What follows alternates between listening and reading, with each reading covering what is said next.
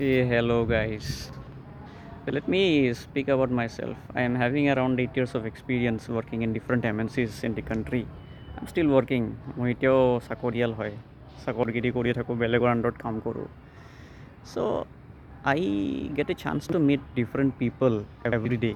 not only Assamese people but across the country মই বহুত মানুহক লগ পাওঁ so we exchange our experiences. চ' মই এটা কথাই গম পাইছোঁ ৰিয়েলাইজ কৰিছোঁ যে লাইফ তাৰে ছেট হয়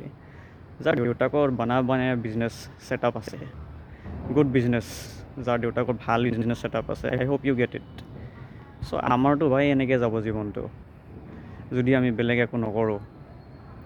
আমি সেই ঘৰ এটা কিনিম বা গাড়ী এখন কিনিম ঘৰটোৰ কাৰণে আমি 25 বছৰ 26 বছৰ আমি EMI দিওঁতে যাব মানে আমাৰ এই 55-60 বছৰ বয়সলৈকে আমি EMI ট্ৰেপতে ফচি থাকিম বেংকৰ কাৰণে কাম কৰি থাকিম চ' এনেকুৱা এটা কোম্পানী মোক দেখাই দিয়া য'ত মানে ভাল ৱৰ্ক লাইফ বেলেঞ্চ আছে আৰু যোনে ইমানখিনি পে' কৰি আছে যাতে মানে মই জাগাই প্ৰপাৰ্টিজ কিনি পেলাই বহুত ৰিচ হৈ গৈছোঁ চ' যদি সেনেকুৱা ক'ৰবাত দেখিছা কোম্পানীজ মই চৰকাৰী কথা কোৱা নাই I am just talking about the private sector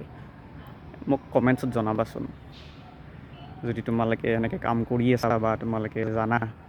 তেনেকুৱা এক্সিষ্ট কৰে য'ত ভাল ৱৰ্ক লাইফ বেলেঞ্চ আছে একো জীৱনৰ চিন্তা কৰিবৰ কাৰণে টেনশ্যন নাই তেন্তে মোক জনাবা